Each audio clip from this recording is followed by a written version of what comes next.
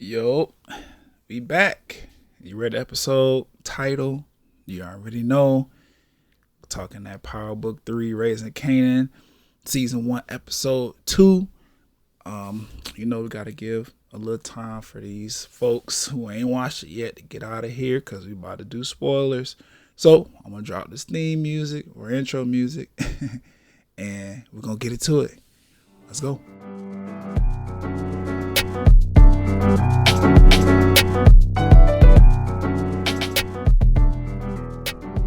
Alright, so now that all of the spoiler people have exited the episode, hopefully they'll be back after they watch. Pretty sure they will. Let's go ahead and get into it. Let's start off with like a quick recap of episode 1. Well, yeah, it's gonna be quick because you could just go back and listen to my episode 1 review. Like, I don't know, a few episodes down on the podcast. But episode 1 was pretty much introductory. You know what I'm saying? Like, new cast, new time period. Like, this is what, 80s, late 80s, mid 80s, early 90s. This is taking place. I think it's 85. I remember it popping up on the screen. It might be 95, but I think it's 85. Anyway, so we in that time period, somewhere in between the 80s and 90s. Cool. And you know what I'm saying? This is Kanan's story, how he got in, to his drug business or whatever. We know Kanan's gonna end up shaping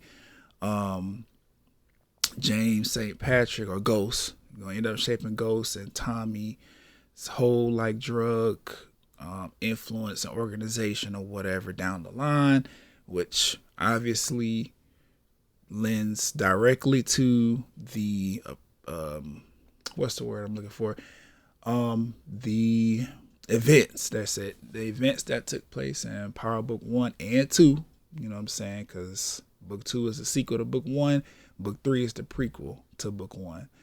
So, yeah, we got to meet his mom, his uncles, Symphony, the bar dude, or the bartender at the club, who's also a real estate architect for the city of New York. I believe that's where they at. Dope. What else we did? What else happened in episode 1? Mainly, we got introduced to the characters, and Kanan stepped out of line after Rock was trying to cement everything with Unique, get them on good terms, and killed Buck 20. So now that's where we at. We're dealing with the aftermath of Buck 20 being murdered. You know what I'm saying? Community, Davina is not taking it well. Unique is upset that he had to lose a soldier behind Kanan being stupid because Rock didn't teach him the business. But we're about to get into all of that in episode 2 because just kicking it off right. So Rock is scared for Kanan. You know what I'm saying? She understands the ramifications of Kanan's actions, and she is terrified. There's a point in the episode where some niggas is driving down the street. It looked like it's about to be a drive-by now. It definitely looked like that. I thought, oh shit, this shit about to they about to pop off quick today. Like, we getting right into it. Turned out to be some niggas just throwing newspaper. I don't know what, I forgot what it was he threw out. But I'm like, why does they got on all black and a hoodie and shit with this scowl on his face? Nigga, you delivering newspapers. Like, put a smile on. Stop scaring folks in the neighborhood. But that ended up being a false alarm. But it prompted Rock to like sit Kanan down and be like, look, nigga, you need to be scared, bro. Like, that's what's gonna keep us alive. You did some shit that you didn't have no business doing. Like, you took somebody's life, and now on top of that, you took the life of somebody that works directly for the competition. Like, you need to be worried about this shit. Luckily, you know what I'm saying, Rock, she got plans in motion. She working shit out. So she meet back up with Unique, and he makes it clear, like, look, man, I already called my folks off. Whatever happened to your boy, it's not going to be by me. But you know what I'm saying? Buck 20, he had family and friends and shit, and he was loved in the streets because the drug dealer for me. So the streets is gonna want a body. I'm not coming after your kid. We already made amends with that. You know what I'm saying? You gave me what you gave me. I took that. But the streets want a body. So you worry about that and stop trying to check me about it. I'm not protecting this nigga. So you gotta figure it out. And she does. We flash over to Kanan though. He is learning to be scared for himself. But at the same time, Davina gets into a altercation at school, or a fight, like, and she beat that girl down. Like, that's what's up. Davina got into a fight with one of these hoes that said that they was fucking on Buck 20 the night before he got killed or whatever. And obviously, Davina's not a dumb girl. She know Buck 20 is not like a super faithful nigga. So she wasn't even mad about the claims. It's the fact that this girl was speaking on a dead man, because she talking about, oh, the night before he got killed, he was with me and all this other shit like that. So she had to get the paws put on her. Rightfully so. So Davina laid that ass out. And then she got pulled into the principal office, suspended and all this shit. Kanan was there. He expressed his condolences and all that shit. Obviously, in the back of his head, he's like, damn, I didn't mean to hurt the only girl in this fucking city that I'm crushing on, you know what I'm saying, by doing stupid street shit, killing her boyfriend. So he trying to be as supportive as possible without letting on to the fact that he had something to do with it. We'll see how that plays out, because Davina's made it clear, like, she's been hearing things in the street, and even though she ain't came out and directly said, I think you killed this nigga and you fucked up for that, like, she definitely letting him know, like, people talking, and she just leaving it at that, which is cool, because she seems to be a pretty smart girl, and apparently she's really dealing with the loss of Buck 20 pretty hard, and not adding any extra drama about beefing with Kaden over this shit. Like, to me, that's smart, especially for somebody her age. She dealing with her shit or whatever, trying to work through the trauma and the pain and all this other stuff. As well as we find out her home life is not together. Single mom of 2. She's struggling with work and stuff like that. So Davina got a lot on her plate over there at the crib. And just like most black kids have to be when they realize their home life situation, she's trying to be strong. That's just the reality for us. Shit's fucked up at the house and you realize it, you kind of got to put on a brave face in front of folks that ain't at the crib and kind of just deal. But Marvin, who is Kanan's uncle, JUKEBOX's father, I found that out in this episode. I ain't even put the 2 and 2 together, which is crazy, because she was sitting at the table with all of them at the diner in episode 1. Family, discussing all that. I ain't put none of that together, but Marvin, he's preparing for a party, right? So he rolls up to the club, the same club where the white lady was talking shit, and Raquel had that Pomeranian microwave cooked for talking shit. But nah, he pulls up at the that same bar or whatever, and he kind of pushes up on Symphony, like trying to break him down, see, test his character, his manhood, and his intentions with his sister Rock. That stupid ass, like, oh, I'm saying that's my sister, that big brother bullshit or whatever. I personally never understood. I mean, I understand it, but I was like, this shit's stupid. He either gonna break her heart or she not, or he not, and she either gonna stand up for herself or she not. And then when she wants your opinion or your help with this nigga, she will call you. You don't gotta step to me trying to be on some big brother shit, because I don't give a fuck about none of that shit. You a man just like I'm a man. I'll fight your ass and then go to your sister's house and we're gonna do what we do over there. That's just how I feel about it. But he did that. Symphony wasn't having it. He was like, look, nigga, same thing I said pretty much. I'm dealing with your sister, not you. I ain't gotta answer no questions of yours. We ain't gotta have no dialogue. I respect you as her brother and somebody my boss does business with. Outside of that, we don't really need to be speaking if it's not gonna be on some cordial shit. I respect it, because Don't let nobody bully you behind their fucking sister. Like, she could be single and hurt and crying and be mad at your stupid ass for running off her boyfriend. How about that? Just my opinion. But slide over to the next scene. We catch up with Detective Howard, who was played by Omar Epps, and he basically meets up with Unique, Joey Badass's character, and they have a quick exchange. He basically tell him like, "Look, man, can't no more bodies drop over here out in these streets. You need to keep your boys in line. You know what I'm saying? Make sure no more heat over here, X, Y, and Z." And basically tells him like, you know what I'm saying, if you do that for me, you make sure I don't have to deal with no more disgruntled parents and deal with no brewing gang and drug dealer war or whatever. Then I'm gonna make sure that you be the clear sole kingpin in this shit over Rock. Because they kind of explain Omar Epps' character, Malcolm Howard. They kind of explain his legal strong arm, I guess, or his street strong arm in the first episode, but we didn't really get to see it until now. So drug dealers respect him, the kingpins respect him. He allowed to walk up on anybody pretty much and speak his piece or whatever, and just ain't nobody trying to comfort him or whatever. So looks like Unique and Detective Howard will be working together to try to take Rock out, at least business wise. More on that as the season continues.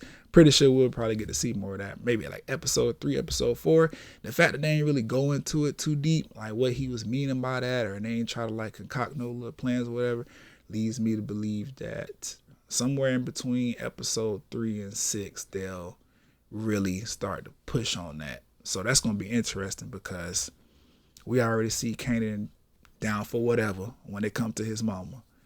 And he don't understand Detective Howard's power in the street, and he don't even know who the fuck Unique is.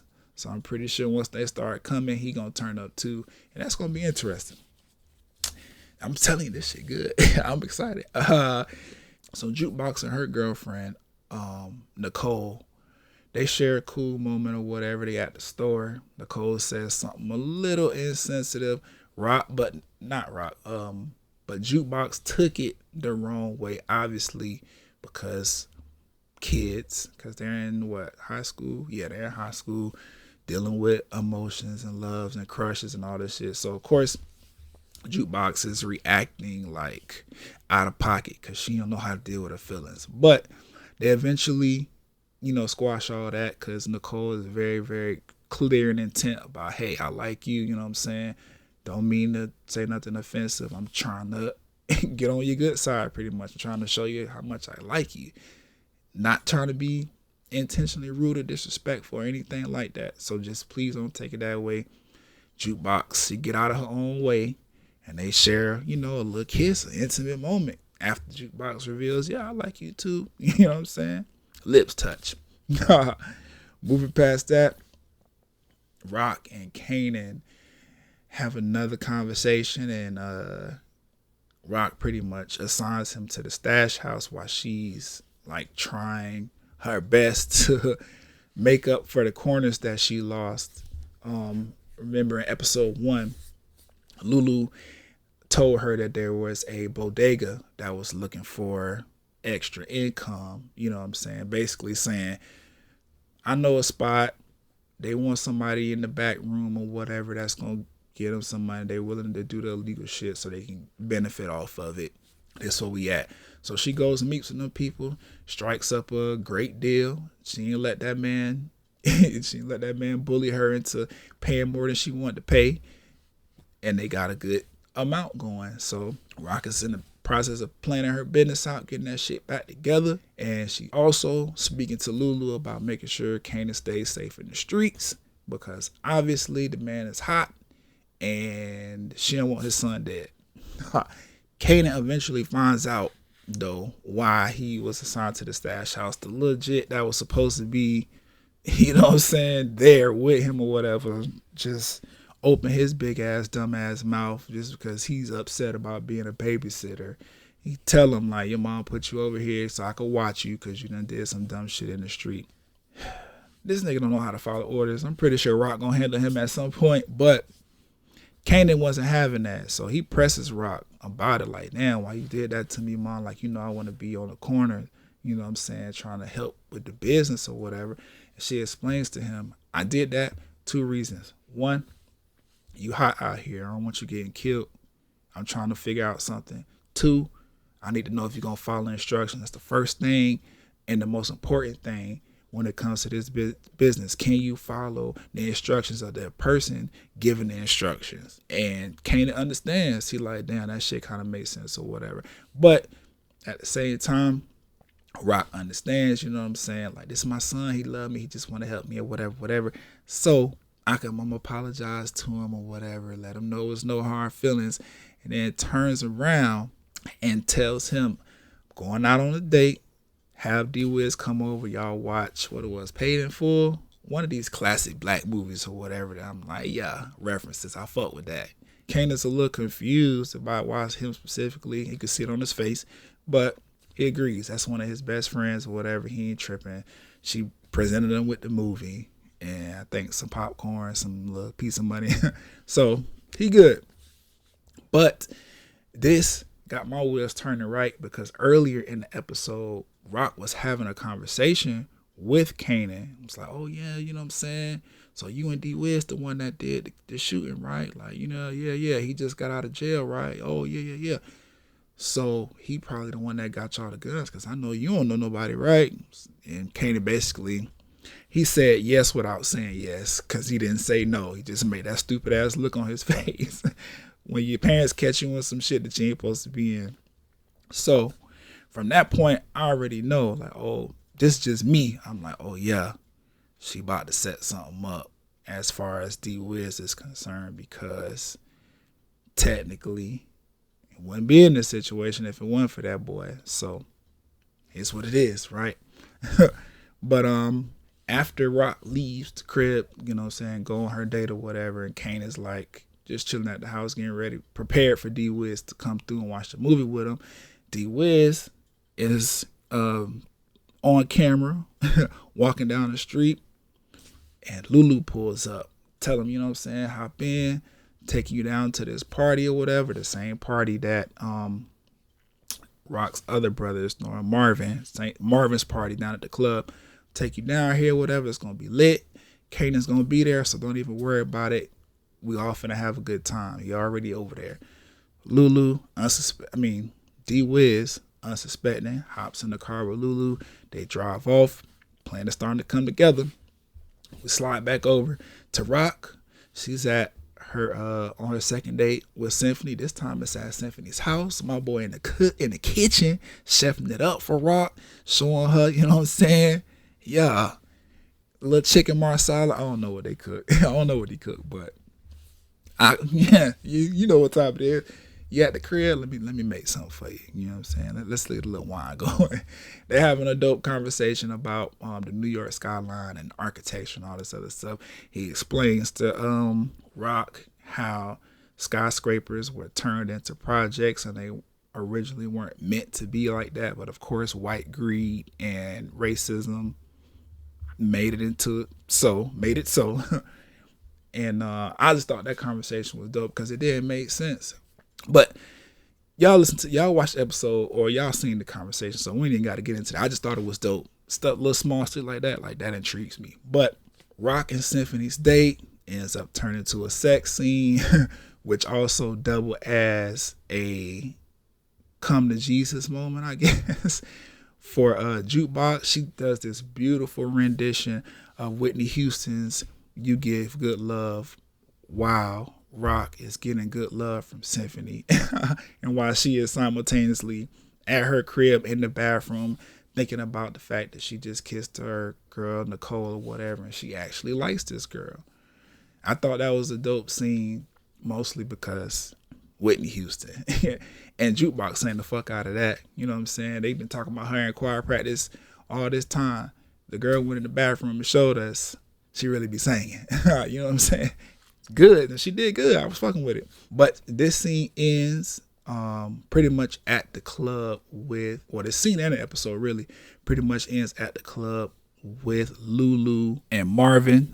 Marvin gets into a fight outside the club, sticking up for his white lady, the same white lady that Rock had the dog cooked up in the microwave. He really liked her, so he stood up for her. Got into a fight. Cop showed up, blah blah blah. Other side of that, Lulu, he set something up with for D Wiz, so he can get him some, get him a little box, from one of the little tenderonis. I guess tenderoni would be fitting for the time, right? It's 1985. Get a little box from one of the tenderonis in the bathroom. So, he got to bust a nut one last time before Lulu take him out to the side of the building and kill him. And boom, now we understand. Unique told Rock the streets want a body, so you need to figure that out. Rock put 2 and 2 together. Okay, D Wiz was the one that supplied the guns for them to go out and kill Buck 20, so he got to wear this on his head because my son ain't about to do it.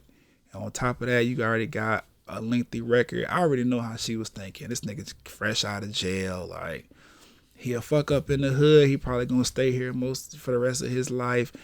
Might as well make him the sacrificial lamb to clean up the mess that him and my son made. And that's what we pretty much wrapped the episode. We got another dead body. This time it's D Wiz, somebody from Kanan's crew.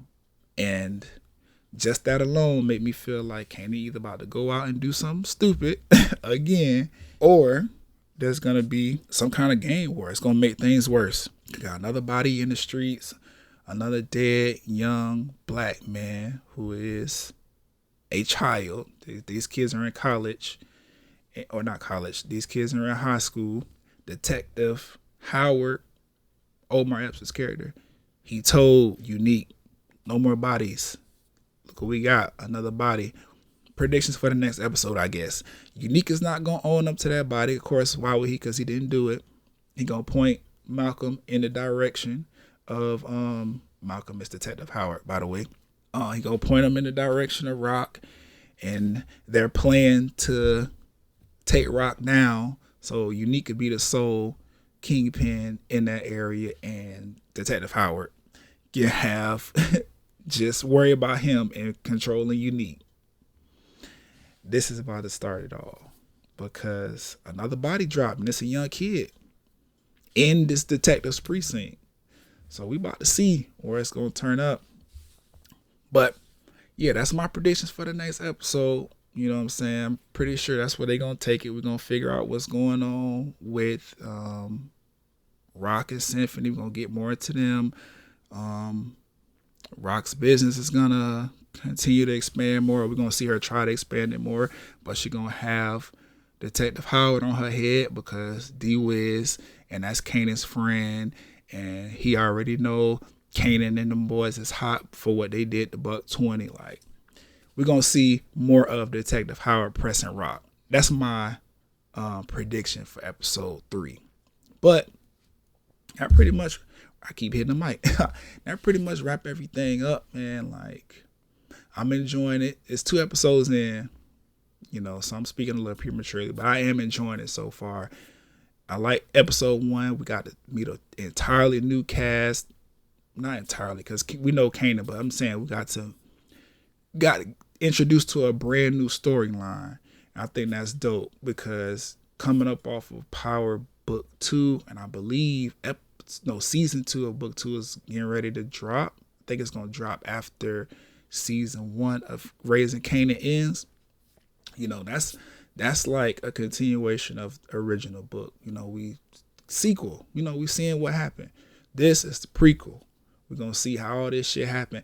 If you recall, because I keep this in the back of my brain every time I watch, when they teased the Power Book 3, when they teased the entire series, it was done with a back in the day frame shot, 1985-ish, 1990-ish, of Ghost, Tommy, and Angela as kids at the schoolhouse, you know what I'm saying, interacting or whatever. That's where they chose to tease Power Book 3, Raising Kanan.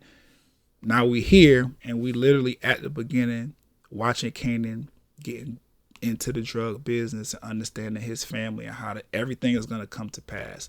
So at this point, I'm assuming the teaser that we got at the end of Power Book 1, that's, you know, prepped us for Raising Kanan, that's going to be like somewhere towards the end of the entire series, because we about to go from Kanan as a child, in my opinion, that's what it looked like. About to go from Kanan as a high school or whatever. Boom. High school done. He's in the street. Boom. He sees some other kids coming up after he takes power. Now he's trying to show them the ropes. That's my opinion. That's what I think gonna happen with the entire season. But we don't even really need to speculate. The next episode gonna be dropping pretty soon at time of recording. I think it's gonna be like 2 or 3 days from now. Either way, I'm gonna be back to review that episode as well. I give this episode, this is good. This is a good episode. I fuck with it. Like, I really liked it. I stayed in tune from start to finish. The story is progressing at a nice pace. When episode 2, a lot has happened. A lot of questions, a lot of intrigue. I'm ready to see what happens next. But that's it, man. Y'all get in the comments wherever I post this at. Let me know how y'all feel. Let's have some dialogue. Let's talk about it. Do you like where things are going based on these 2 episodes? You know, how y'all feel about it? Let's talk. Out. Catch you on the next one.